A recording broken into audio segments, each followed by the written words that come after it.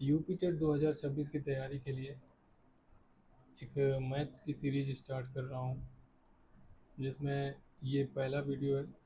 और शुरुआत के 2-3 वीडियो में हम यूपी टेट में अब तक पूछे गए सभी प्रीवियस ईयर्स के बारे में डिस्कस करने वाले हैं, जिसमें 20 सवाल मैथ्स के आते हैं। हम सिर्फ मैथ्स सेक्शन के बारे में बात करेंगे।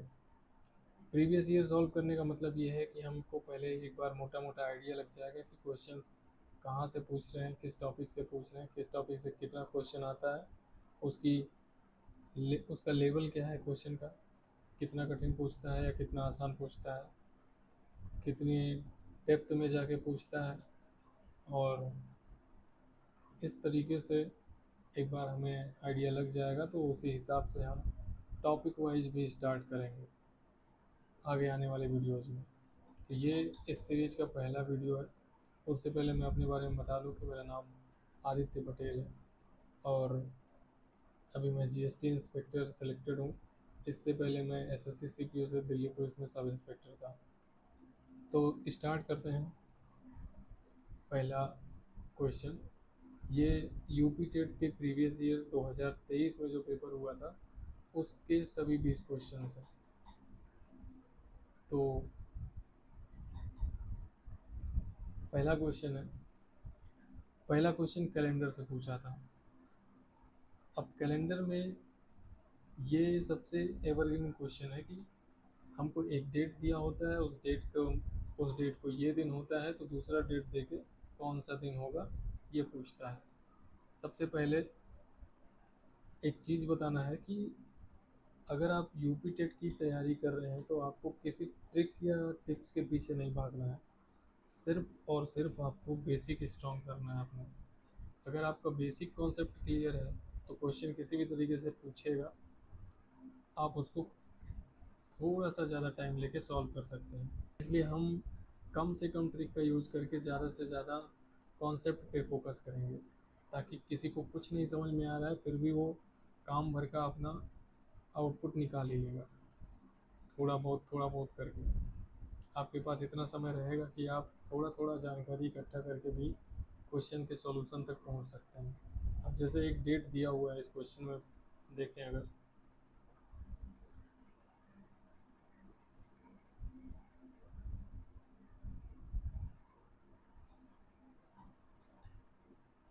तो मान लेते हैं, पहले एग्जाम्पल के तौर पे समझ लेते हैं कि मान लेते हैं कि अगर 1 जनवरी और कोई ईयर ले लेते हैं, मान लेते हैं 2021 को संडे था, तो 4 जनवरी 2021 को कौन सा दिन होगा। सेम यही क्वेश्चन है हमारा ऊपर वाला, बस इसमें दिनों का गैप थोड़ा सा ज़्यादा है और यहाँ पे दिन का गैप सिर्फ 1 से हम 4 जनवरी तक पहुँचे हैं। तो इसको सॉल्व करना आसान होगा। हम गिन के भी सॉल्व कर सकते हैं कि 1 को शनिवार था, तो टोटल दिन कितने हैं, 2 तारीख, 3 तारीख और आ गया 4 तारीख। 1 तारीख यहाँ पे संडे था, तो 2, 3 और 4, मंडे, ट्यूसडे और वेडनेसडे। 4 तारीख को हमारा होगा बुधवार, यानी वेडनेसडे। अब थोड़ा सा गैप अगर बढ़ा के चलें, मान लेते हैं हमको निकालना हो 8 जनवरी 2021 को कौन सा दिन होगा। तो अब यहाँ पे हम फिर से उसी तरीके से चलेंगे कि 1 तारीख था संडे, तो 3 यहाँ लिख लेते हैं, 1, 2, 3, 4, 5, 6, 7 और 8, और ये है 8 जनवरी। इस दिन, इस डेट को कौन सा दिन था, ये क्वेश्चन है हमारा। तो अभी फिर से गिनना स्टार्ट करते हैं। संडे था, फिर Monday, Tuesday, Wednesday, Thursday, Friday, Saturday, Sunday. हमारा यहाँ पे आंसर आ जाएगा संडे। लेकिन एक चीज़ अगर हम देखें तो एक हफ्ते में, एक सप्ताह में टोटल दिन कितने होते हैं, 7। मतलब अगर दिनों का गैप 7 से ज़्यादा होगा तो वो चीज़ें रिपीट करने लगेंगी। जैसे यहाँ पे कि हम 7 दिन का अगर लेकर चलें, 1 से लेके 7 तारीख, 7 दिन है, 8वें दिन फिर हमारा संडे आ गया। मतलब हम चाहते तो हम इस पूरे 7 दिन को हटा सकते थे, क्योंकि यहाँ पे 7 दिन का गैप आ चुका है। तो अब हमारा फिर से रिपीट होने वाला है। पहले दिन अगर संडे था तो अब 8वें दिन फिर से संडे आएगा। ऐसे ही अगर गैप 15 दिन का होता तो हम क्या करते, 15 दिन को 7 से भाग दे देते, और फिर जो शेष फल आता हमारा, 7 दूनी 14, एक दिन बचता। हम इसको 7 से भाग क्यों कर रहे हैं? ताकि इस 15 दिन में जितने भी 7 7 दिन के पेयर हैं वो निकल जाए। अब 7 दिन 2 बार आ रहा है, 7 दिन 1 से लेकर 7 तक 7 दिन हो गया। अब 8 से लेकर 14 तक ये 7 दिन हो गया। तो हम इसको हटा दिए, तो बचा कौन सा? एक दिन एक्स्ट्रा हमारा बचा, और उसी एक दिन को हम संडे में जोड़ देंगे तो हमारा आ जाएगा मंडे। और ये 15 तारीख, 15 जनवरी 2021 को अगर पूछे तो मंडे आएगा। तो इस बार जब 15 दिन का गैप था तो हम इस तरीके से पूरा लाइन बना के नहीं गिने। हमने किया क्या है, हर 7 दिन के पेयर को हटा दिया है। और हटाने का तरीका क्या होता है? भाग। अब मान लो 365 दिन किसी डेट में अंतर पड़ रहा है, तो हम 365 दिन में सबसे पहला काम क्या करेंगे, 7 से भाग दे देंगे, ताकि जितने 7 दिन के पेयर हैं वो हट जाए। तो 7 × 5 = 35, एक बचा 15, 7 दूनी 14, फिर एक बचा। तो हमारा जो शेषफल आया वो 1 है, और यही एक एक्स्ट्रा दिन पड़ेगा। तो अब तक हम करते क्या आ रहे हैं कि कितने एक्स्ट्रा दिन पड़ रहे हैं उसको काउंट कर रहे हैं, और फिर उसको जोड़ दे रहे हैं। तो समझ गए ना? अब एक साल में 365 दिन होता है। मतलब अगर हम मोटा मोटा ये बोलें कि एक साल में कितने एक्स्ट्रा दिन पड़ते हैं, तो एक दिन एक नॉर्मल साल के लिए है। अब वहीं पे अगर एक लीप ईयर के लिए हम बात करें, एक लीप वर्ष में 2 एक्स्ट्रा दिन होंगे, क्योंकि 7 दूनी 14 और 15 16, यानी 2 दिन। तो हम अब तक क्या कर रहे हैं, दिनों को काउंट कर रहे हैं, और उसमें से कितना एक्स्ट्रा दिन बन रहा है उसको अपने क्वेश्चन में जोड़ ले रहे हैं। हम टॉपिक वाइज बाद में फिर से स्टार्ट करने वाले हैं जल्दी ही, जैसे ये प्रीवियस ईयर ख़त्म होगा। अभी क्वेश्चन क्या है, 5 जनवरी 1991। सेम काम करेंगे इसमें, बस गैप जितना है उसको निकाल लेंगे। अभी इधर क्या है, शनिवार है, सैटरडे। अब पूछा कितना है, 3 मार्च 1992, मतलब एक साल बाद का पूछा है। हमने अभी क्या देखा है कि एक साल का गैप होता है तो एक दिन एक्स्ट्रा मिलता है। तो मतलब 5 जनवरी 1992 तक अगर हम जाएंगे तो हमको एक दिन एक्स्ट्रा मिलेगा। अभी जनवरी पूरी ख़त्म नहीं हुई है, हमको जाना कहाँ तक है, 3 मार्च तक जाना है। अब जनवरी 31 दिन की होती है, 5 दिन यहाँ ख़त्म हो गए, 26 दिन बचा, तो 26 दिन यहाँ पे लिख लेंगे। अब हो गया जनवरी ख़त्म। अब आते हैं फरवरी में। अब यहाँ पे ध्यान देना कि 1992 लीप ईयर है, क्योंकि ये 4 से भाग हो जाता है, और 4 से भाग हो रहा है तो कोई भी सन अगर 4 से भाग होता है, कोई भी ईयर, तो वो लीप ईयर होता है। बस शताब्दी ईयर 400 से भाग करना पड़ता है। मतलब सेंचुरी ईयर मान लेते हैं सन 2000, ये सेंचुरी ईयर होगी जहाँ सेंचुरी पूरी होती है। जैसे 100 साल पूरा होता है, ऐसे केस में हमको 4 से नहीं बल्कि 400 से भाग करना पड़ता है। तो 400 से 0 0 कट गया और 5, टोटल शेषफल अगर 0 आ रहा है तो वो लीप ईयर है। अब एक सेंचुरी ईयर और है, मान लीजिए 2100, 2100 को अगर हम 400 से भाग करेंगे तो शेषफल कुछ ना कुछ आएगा, पूरी तरीके से ये नहीं घटेगा। यानी ये 2100 सन 2100 एक नॉर्मल ईयर है। तो ये हो गया शताब्दी सालों के लिए, पर ये नॉर्मल साल है, नॉर्मल वर्ष है, शताब्दी वर्ष नहीं है। शताब्दी वर्ष 100 के गुणे में होगा, हर 100 साल पूरा होने के बाद एक शताब्दी पूरी होती है। तो अभी ये शताब्दी के पास पहुंचा है, मतलब 8 साल के बाद जो सन 2000 आएगा वो शताब्दी वर्ष होगा। तो अभी ये नॉर्मल साल है, इसको चेक करना है कि लीप ईयर है कि नहीं। तो इसको 400 से नहीं बल्कि 4 से भाग करेंगे, और यहाँ पे ये 4 से भाग हो रहा है, तो इसका मतलब है 1992 लीप ईयर है, जिसमें फरवरी 29 दिन की होगी। तो यहाँ हम 29 दिन ऐड कर देंगे। अब फरवरी ख़त्म हो गया, अब मार्च में आते हैं। मार्च में हमको सिर्फ 3 मार्च तक जाना है, क्योंकि क्वेश्चन में 3 मार्च तक लिखा हुआ है। अब यहाँ पे कम और करेंगे, 26 दिन को पूरा नहीं छोड़ेंगे, इसमें भी हम हर उस 7 दिन के पेयर को हटा देंगे। तो 7 तिरिक 21, 21 और 5 दिन बचा है इसमें, और ये 7 चौक 28, एक दिन एक्स्ट्रा बचा है। अब हमारे पास ये एक दिन एक्स्ट्रा, 5 दिन, एक दिन और 3 दिन अभी एक्स्ट्रा मिल रहे हैं, सबको जोड़ देंगे। 5, एक 6, एक 7, 3, 10। अब इन 10 दिनों में भी 7 दिन का एक पेयर बन रहा है, बच रहा है टोटल 3 दिन। या फिर हम ऐसा कर सकते हैं कि इसमें जितने 7 दिन हैं उनको हटा लेते हैं, क्योंकि हर 7 दिन में वो दिन रिपीट होगा, तो इसलिए रिपीट करने वाले को हम हटाते चलेंगे। तो 5, एक 6 और एक 7, टोटल 7 हो गया, वो हट गया। बचा टोटल हमारे पास 3 एक्स्ट्रा दिन। तो अंत में हमारे पास 3 एक्स्ट्रा दिन बचा है, और इसी को हम जोड़ देंगे 1, 2 और 3, शनिवार, रविवार, सोमवार, मंगलवार। तो ये 3 मार्च को हमारा ट्यूसडे पड़ेगा। तो इस तरीके से हम इसको सॉल्व करेंगे।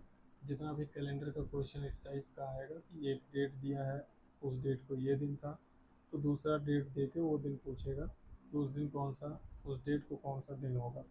तो हमने किया क्या है, अभी सिर्फ और सिर्फ एक्स्ट्रा डेज काउंट किया है कि अतिरिक्त दिन कितने मिलेंगे हमको, और वो अतिरिक्त दिन हम कम करते जाएंगे। 7 से ज़्यादा कभी अतिरिक्त दिन नहीं होगा। अगर हमारे कैलकुलेशन में 8 दिन आ रहा है तो हम 7 दिन फिर हटा देंगे भाग करके, जो शेषफल आएगा वो 7 से कम ही होगा। तो यहाँ इस केस में क्या होगा, एक दिन आएगा एक्स्ट्रा। अगर मान लीजिए 26 दिन आ रहा है तो 26 में हम फिर से 7 से भाग कर देंगे। जब तक वो 7 से भाग होता रहेगा तब तक हम 7 से भाग करते रहेंगे। यहाँ पे 7 तिरिक 21 और 5 दिन एक्स्ट्रा बचेगा। तो सारे सवालों को हम इस तरीके से करेंगे। तो उम्मीद है आपको ये क्वेश्चन समझ में आया होगा। कैलेंडर एक कंफ्यूजिंग टॉपिक है, इसलिए थोड़ा टाइम लगा इसको समझाने में। और एक बार अगर इस क्वेश्चन को आप समझ जाते हैं तो आप इस टाइप के जितने भी क्वेश्चन हैं उसको करने में काफ़ी हेल्प मिलेगी आपको। लेकिन वही है कि इसको एक बार समझाने के बाद आप पूरी तरीके से कॉन्फिडेंट नहीं हो पाएंगे, आपको इसमें रिवाइज करना पड़ेगा, कई बार सॉल्व करना पड़ेगा, इसके बाद जाके आपको कॉन्फिडेंस आएगा। तो ठीक है, अभी तो ये पहला वीडियो है, चलते हैं दूसरे क्वेश्चन पे। तो दूसरा क्वेश्चन है, त्रिभुज बनाने के लिए निम्न में से कौन सा संभव है। तो अभी हम बहुत ज़्यादा डिटेल में नहीं जाएंगे, अभी सिर्फ हम प्रीवियस ईयर क्वेश्चंस कर रहे हैं, ये समझने के लिए कि क्वेश्चन किस तरीके से पूछ रहा है, किस टॉपिक से कितना क्वेश्चन आ रहा है, क्या है उसका लेवल क्या है, थोड़ा आइडिया लगाने के लिए हम ये सब देख रहे हैं। तो अगर मैं बहुत ज़्यादा डिटेल में चला जाऊंगा, हर टॉपिक का क्वेश्चन, अलग अलग टॉपिक के क्वेश्चन है इसमें, तो काफ़ी ज़्यादा टाइम लग जाएगा। तो बस हम इसको थोड़ा जल्दी जल्दी सॉल्व करते चलते हैं। जैसे ही एक बार ये प्रीवियस ईयर सीरीज ख़त्म होगा, हम टॉपिक वाइज स्टार्ट करेंगे और उसको डिटेल में स्टार्ट करेंगे हर एक चीज़। तो अभी क्वेश्चन है, त्रिभुज बनाने के लिए निम्न में से कौन सा संभव है। तो सबको पता है कि त्रिभुज तीन भुजाओं की बंद आकृति को त्रिभुज बोलते हैं, लेकिन हर तीन भुजाएं त्रिभुज नहीं बना सकती हैं। उसका एक कंडीशन होता है। मान लेते हैं भुजा ए, बी और सी हैं। कंडीशन ये होता है कि किसी भी दो भुजाओं का योगफल तीसरे से हमेशा बड़ा होगा। बराबर भी नहीं हो सकता, अगर बराबर भी होगा तो भी त्रिभुज नहीं बनेगा, उसको बड़ा होना पड़ेगा। कोई भी दो भुजा जोड़ो, वो तीसरे से बड़ा होना चाहिए उसका योगफल। तो चेक करते हैं इसमें कौन सा होगा। अगर हम इन दोनों को देखें, 3 और 3 को, तो ये 6 हो जा रहे हैं। इस 6 से बड़ा होना चाहिए था, लेकिन बराबर है, तो ये नहीं होगा। अब अगर हम दशमलव को छोड़ देते हैं, अभी 6 5 11, 4 से बड़ा है, ठीक है। अब 5 और 4 9, 6 से बड़ा है, ये भी ठीक है।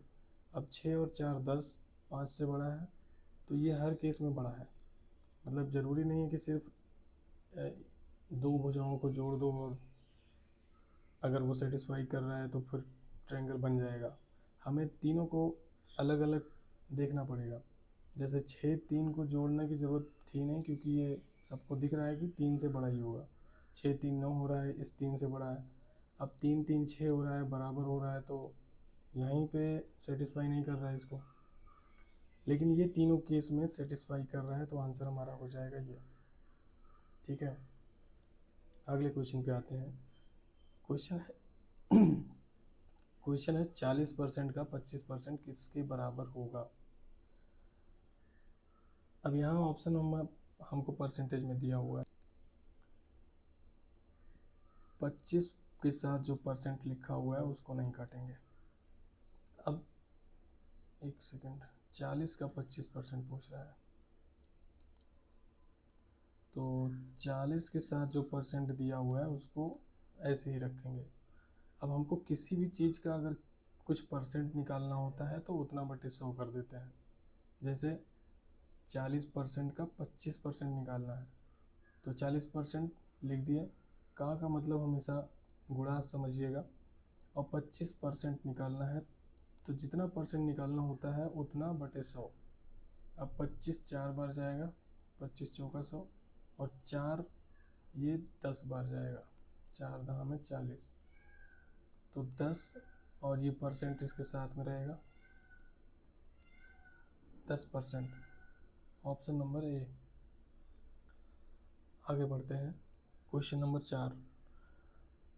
यूपी टेट में जो 20 सवाल आते हैं वो सिर्फ मैथ के नहीं होते हैं, उसमें एक दो क्वेश्चन रीजनिंग के भी डाल दिए जाते हैं।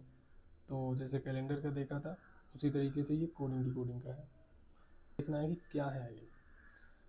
अगर इनके स्थानीय मान को देखें, ए के, तो होता है 1, बी होता है 2, और सी होता है 3, और इसी तरीके से चलता जाता है। यहाँ लेकिन क्वेश्चन में अगर देखें तो ए को दिया हुआ है 2, बी को दिया हुआ है 4, और सी को दिया हुआ है 6।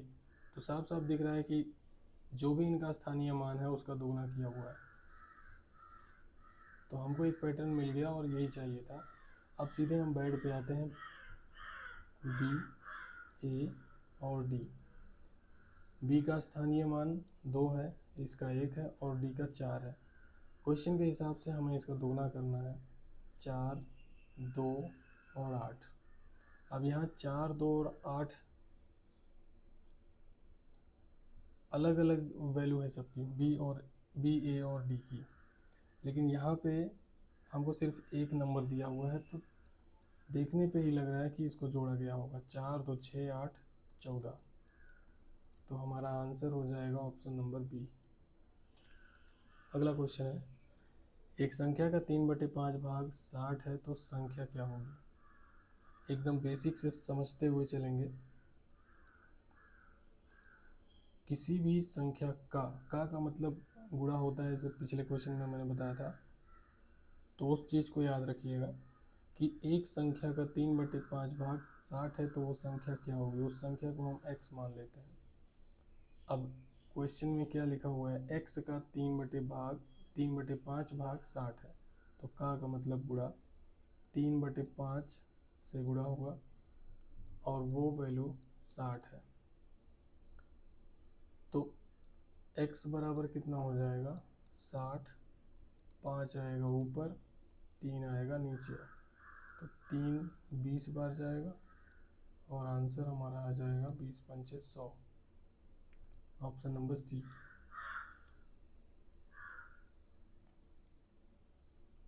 अब ये है प्रॉफिट लॉस का क्वेश्चन कि एक वस्तु का अंकित मूल्य 500 है, उस पर 10% की छूट दी जाती है, तो विक्रय मूल्य कितना होगा।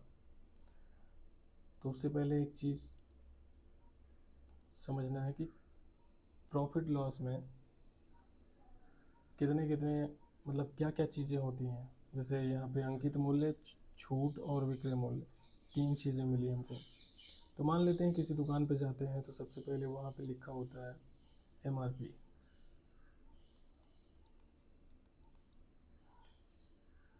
एक दाम होता है जिसको मार्क प्राइस भी बोलते हैं, अंकित मूल्य बोलते हैं। अब जब आप जाएंगे तो वो थोड़ा कम करके अगर आपको देगा तो उसको बोलते हैं डिस्काउंट। मतलब मान लीजिए -D किया, डिस्काउंट। अब डिस्काउंट करने के बाद जिस दाम पे वो आप उसको बेच रहे हैं, वो आप उसको खरीद रहे हैं, विक्रेता के लिए वो विक्रय मूल्य हो जाएगा, सेलिंग प्राइस। और यही सेलिंग प्राइस अगर आप खरीद रहे हैं तो आपके लिए वो हो जाएगा कॉस्ट प्राइस। मान लीजिए दुकानदार बेचने से पहले वो खरीद के कहीं से लाया होगा, तो एक CP होगा उसके लिए, मतलब कॉस्ट प्राइस। वो खरीद के लाया, उसके लिए क्रय मूल्य हो गया। फिर इसके बाद उसमें वो कुछ बढ़ाया ताकि उसका फ़ायदा हो। अब बढ़ाने के बाद उसने उसको एक नया दाम दिया, अंकित मूल्य। अब जब बेचने का टाइम आया तो उसमें थोड़ा सा डिस्काउंट देकर ये विक्रय मूल्य बनाया इसको। तो अब जितने में ख़रीदा और जितने में बेचा, अगर उसका अंतर हम देखेंगे तो हमको प्रॉफिट या लॉस दिखेगा। तो टोटल इतनी चीज़ें होती हैं, क्रय मूल्य, विक्रय मूल्य, अंकित मूल्य और ये छूट और लाभ हानि। तो अब समझते हैं क्वेश्चन में क्या दिया हुआ है। 500 का सामान था, 10% की छूट दी जाती है, विक्रय मूल्य कितना होगा। अब यही चीज़ 500 का था, छूट 10% का दे दिया, ये वैल्यू कितनी है ये पता करना है। सिंपली हम इसको इस तरीके से भी समझ सकते हैं कि 500 का 10% अगर निकाल दिया जाए तो विक्रय मूल्य कितना होगा। दो तरीके से इसको सॉल्व करेंगे। पहले तो 500 रुपये अंकित मूल्य था, 10% की छूट दिया तो साफ साफ ये बोल रहा है कि 10% इसमें से हटा दिया। तो पहले तो इसका 10% होगा कितना ये निकाल लेते हैं। 500 का 10%, 2 जीरो यहाँ से कट गया तो 50 रुपये हुए। अब यही 50 रुपया उसने डिस्काउंट दिया था, किसने में से दिया था, 500 में से। तो 500 में से 50 घटा देंगे तो 450 रुपये में बेचा है। इसी को करने का एक और तरीका है कि हमको ये वाला स्टेप नहीं करना पड़ेगा, हम परसेंट में ही उसको घटा देंगे। 500 अंकित मूल्य था, 10% की छूट दे दिया, तो हम 10% का मतलब 10% की वैल्यू निकाल रहे थे। अब हम क्या करेंगे कि 10% निकाल दिए तो बचा कितना, 90%। तो 500 का अगर हम 90% निकाल लेते हैं तो सीधे सीधे वो विक्रय मूल्य निकल जाएगा। डबल जीरो यहाँ, डबल जीरो, तो 9 पचे 45, 450 रुपया। तो हमारा आंसर आ गया ए। और ये दोनों तरीके अपने आपको तैयार करना पड़ेगा, क्योंकि ये परसेंटेज, बेसिक परसेंटेज है। ये तो आपको समझना ही पड़ेगा कि मैंने यहाँ पे 10% निकाल के आंसर कैसे लेके आया, 90% निकालने के बाद भी आंसर कैसे आ गया। और इन सब चीज़ों में अगर आपको प्रॉब्लम है तो आपको बहुत ही बेसिक से बिना किसी ट्रिक के साथ पढ़ना पड़ेगा। और इसमें अभी तक हमने कोई भी ट्रिक या कुछ भी ऐसा यूज नहीं किया है, सब कुछ पूरी तरीके से बेसिक है। इसी से आपकी समझ बनेगी। अगले क्वेश्चन पे आते हैं। तो अगला क्वेश्चन है कि यदि 12 पुरुष एक कार्य को 8 दिनों में पूरा करते हैं तो वही कार्य 6 पुरुष कितने दिनों में पूरा करेंगे। टाइम एंड वर्क के इस क्वेश्चन में आपको ज़्यादा दिमाग नहीं लगाना है, सिंपल सा एक फॉर्मूला है, और ये फॉर्मूला कहाँ से आया कैसे आया वो हम बाद में डिटेल में समझेंगे जब टॉपिक वाइज स्टार्ट करेंगे। अभी के लिए m1d1 is equal to m2d2। m का मतलब है मैन, आदमी, कितने आदमी थे, और d का मतलब है समय, कितना दिन लग रहा है या कितने घंटे लग रहे हैं, सब कुछ इसी में है। मतलब कितने लोग हैं और कितना समय लग रहा है, दोनों केस में m1d1 और m2d2। तो इसको इस फॉर्मूले में रखेंगे कि 12 पुरुष हैं, 8 दिनों में काम कर रहे हैं। अगला कौन सा है, 6 पुरुष हैं, कितने दिनों में काम करेंगे निकालना है। 6 से ये कट जाएगा 2, 8 दूनी 16 आंसर आ जाएगा, ऑप्शन नंबर सी।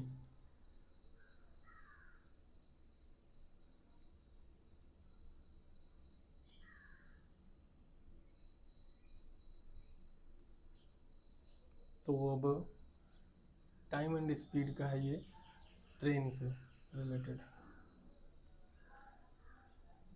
तो अब ये क्वेश्चन ट्रेन का है। एक ट्रेन 60 किलोमीटर प्रति घंटे की गति से चलती है, 150 किलोमीटर की दूरी तय करने में कितना समय लगेगा। तो जो सबसे बेसिक सा फॉर्मूला है वो है डिस्टेंस बराबर स्पीड इनटू टाइम।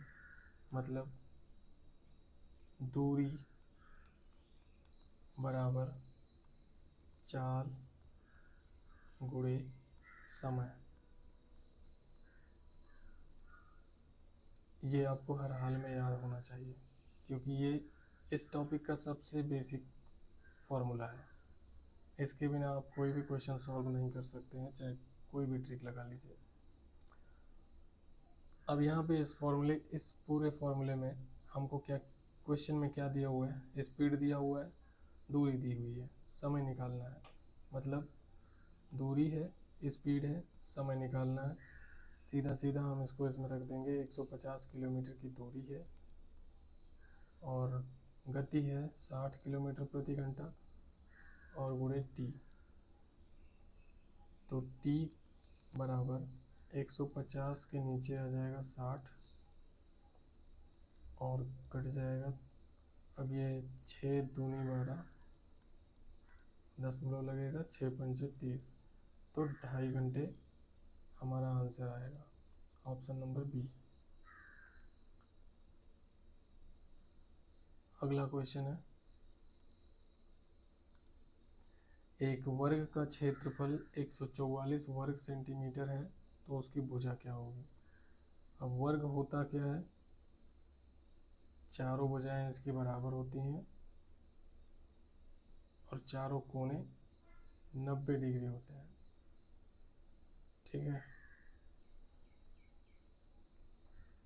अब अगर ये भुजा ए है तो ये भुजा भी ए होगी, सारी चारों भुजाएं बराबर होंगी और इसको बोलेंगे वर्ग। वर्ग का मतलब स्क्वायर इंग्लिश में। अब स्क्वायर में क्षेत्रफल कितना होता है, ए स्क्वायर, मतलब भुजा गुणे भुजा। तो वही एक चीज़ दिया हुआ है कि ए स्क्वायर की वैल्यू हमको दी हुई है 144। अब जब इस तरफ स्क्वायर है और हमको स्क्वायर हटा के सिर्फ भुजा को बचाना है, मतलब हमको सिर्फ ए का मान चाहिए, ए स्क्वायर का नहीं। तो यहाँ स्क्वायर है, दोनों तरफ अगर हम अंडर रूट ले लें तो ए स्क्वायर का तो स्क्वायर है तो अंडर रूट और स्क्वायर कट जाएंगे, मतलब नील हो जाएंगे। अब बचा 144, उस पर अंडर रूट है और हमको पता है कि 12 गुणे 12 144 होता है, तो इसका आंसर आ जाएगा 12, ऑप्शन नंबर सी। अगला पद ढूंढना है इसमें, 2, 6, 12, 20, 30 और इसके बाद अगला पद कौन सा होगा। ये क्वेश्चन वैसे रीजनिंग का है, जब भी इस टाइप का क्वेश्चन आएगा तो सबसे पहले आपको अगर समझ में आया तो ठीक है, नहीं समझ में आ रहा है तो आप पन्ने पे इस तरीके से पेपर में लिख लेना है और इसके बाद कैलकुलेशन स्टार्ट करना है अपना। 2 है, 6 है, 12 है, 20 है, 30 है। सबसे पहला काम क्या करेंगे कि हम इनका अंतर लेना स्टार्ट करेंगे। 2 और 6 में कितना है अंतर? 4 का है। 6 और 12 में 6 का है। 12 और 20 में 8 का है और 20 और 30 में 10 का है। अब एक तरीके से आइडिया लग रहा है कि 4 के बाद तो 6, तो 8, तो 10, तो 12 होना चाहिए था यहाँ पे। हमें कैसे भी करके बस एक सीक्वेंस निकालना है। अब 30 में 12 जोड़ देंगे तो 42 हो जाएगा और ये हमारा आंसर है, ऑप्शन नंबर सी। अगला है, यदि किसी संख्या का 20% 50 है तो संख्या क्या होगी? तो किसी संख्या की जगह पे हम x मान लेंगे।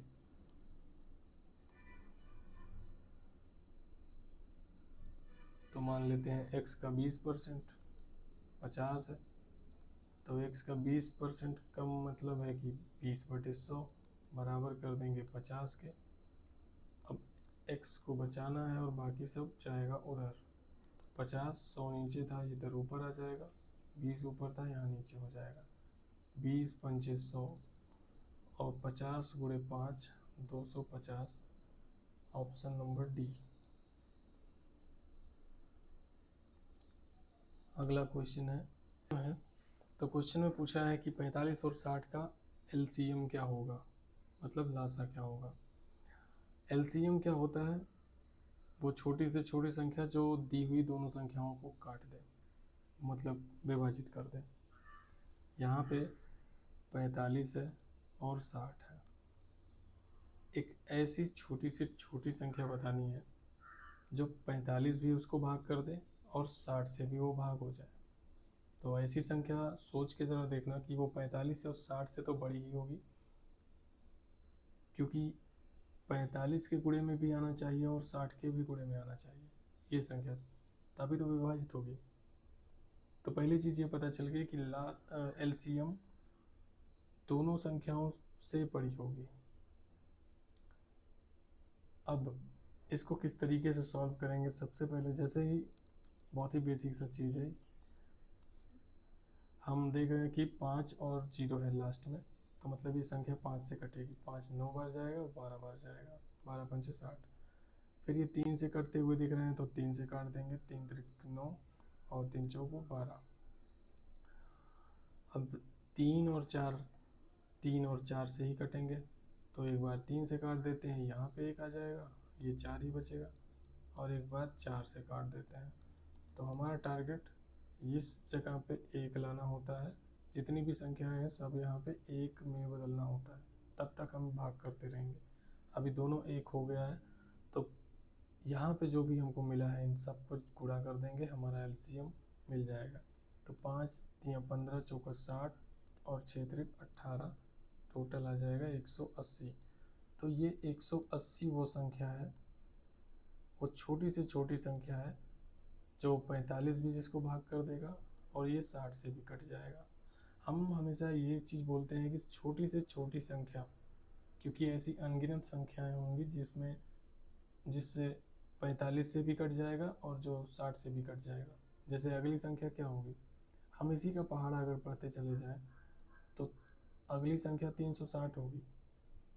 45 इसको काटेगा, मतलब 45 से भी भाग हो जाएगा और 60 से भी भाग हो जाएगा। 720 भी 45 से भी भाग होगा और 60 से भी होगा। लेकिन अगर इन तीनों में हम देखें तो सबसे छोटी संख्या क्या है ये, तो हम ये कह सकते हैं कि 180 से छोटी ऐसी कोई संख्या नहीं है जो 45 से भी भाग हो जाए और 60 से भी भाग हो जाए। इसलिए हम बोलते हैं कि छोटी से छोटी संख्या जो दी हुई संख्याओं से विभाजित हो जाए उसको एलसीएम बोलते हैं। तो यहाँ पे एलसीएम है 180। अगला क्वेश्चन है 144 का वर्गमूल क्या होगा। अभी एक दो क्वेश्चन पहले हमने किया था इसको कि वर्गमूल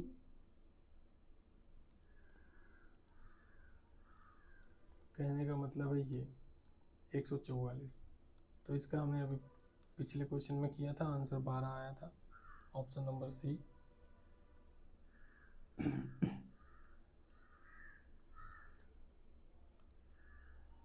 अब अगला है एक आयत जिसकी लंबाई दी हुई है, चौड़ाई दी हुई है, उसका क्षेत्रफल चाहिए।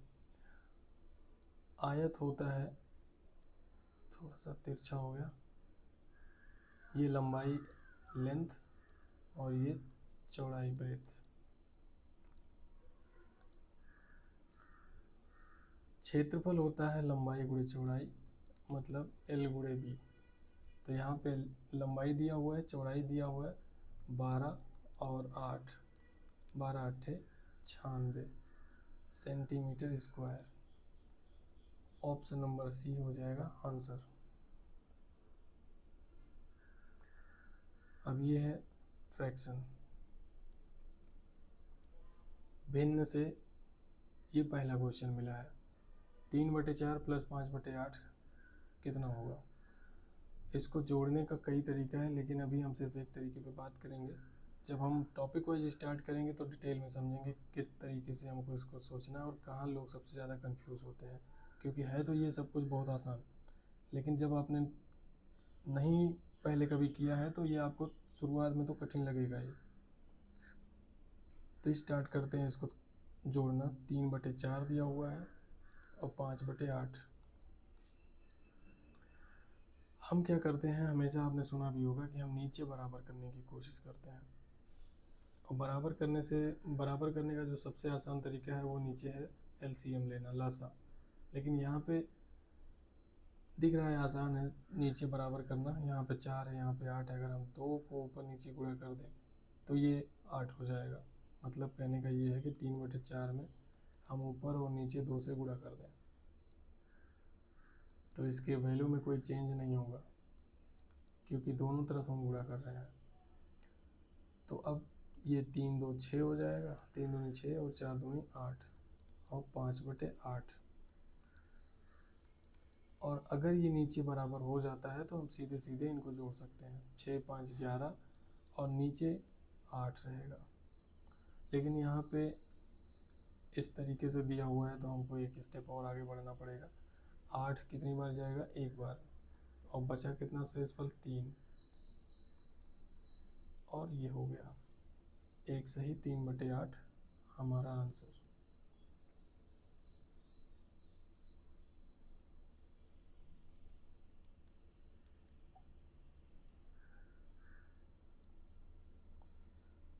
अगला क्वेश्चन है, एक संख्या 15 से विभाज्य है यदि वह किन किन से विभाज्य हो। अच्छा, इस टाइप के जितने भी क्वेश्चन हैं उसमें हमको सॉल्व किस तरीके से करना है कि अभी बोल रहे हैं कि एक संख्या 15 से विभाज्य है, तो हम एक नॉर्मल सी संख्या ले लेते हैं जो 15 से विभाज्य है, खुद 15 ही ले लेते हैं। अब अगर 15 को देखें तो इसमें ये किस किस से कट रहा है।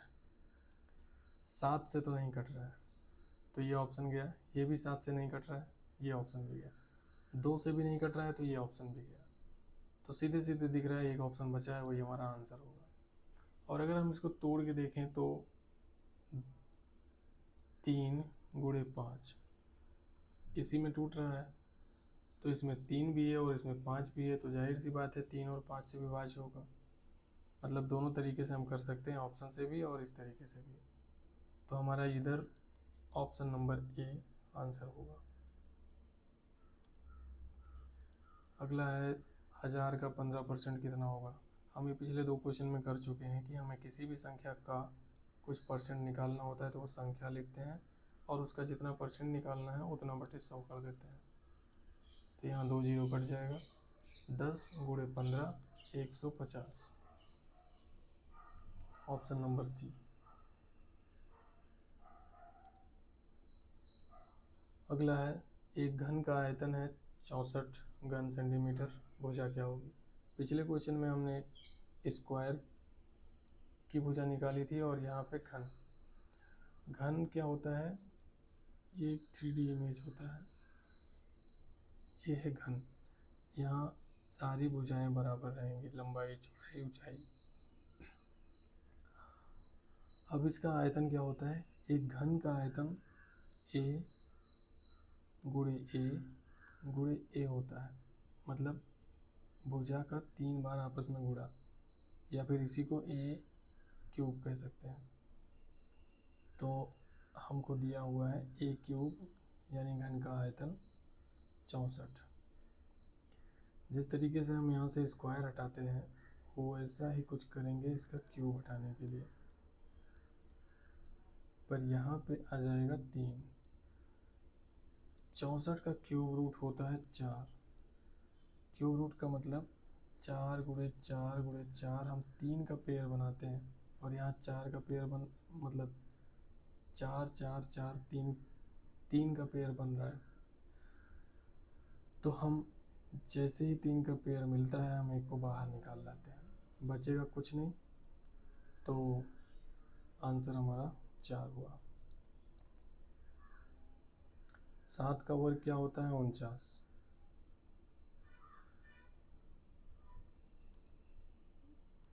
यदि एक वस्तु 200 में खरीदी है, 250 में बेची गई है, तो लाभ प्रतिशत कितना होगा।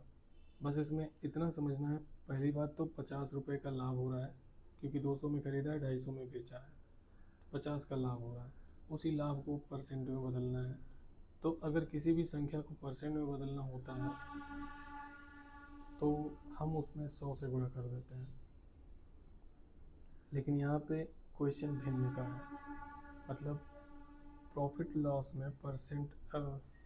लॉस परसेंट निकालने के लिए हम क्या करते हैं, पहले कितना लाभ हुआ है ये देखेंगे, 50 रुपये लाभ हुआ है, कितने में से हुआ है वो नीचे रखेंगे, फिर गुणे 100 करेंगे।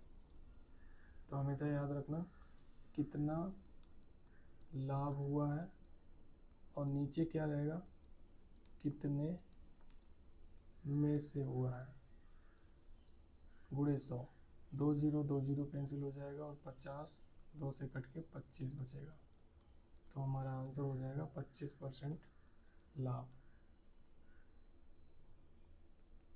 तो दोस्तों ये वो 20 सवाल थे जो 2023 के पेपर में आए थे। आगे हम ऐसे ही 2-3 जो प्रीवियस ईयर के सेट हैं वो लगा लेंगे। इसको ख़त्म करने के बाद हम सीधा टॉपिक वाइज डिटेल में स्टार्ट करेंगे पढ़ना। हर एक टॉपिक पे एक काम भर के क्वेश्चन लगाएंगे, ताकि हमको पेपर के पहले सब कुछ कवर हो जाए और रिवीजन का एक अच्छा टाइम मिल सके।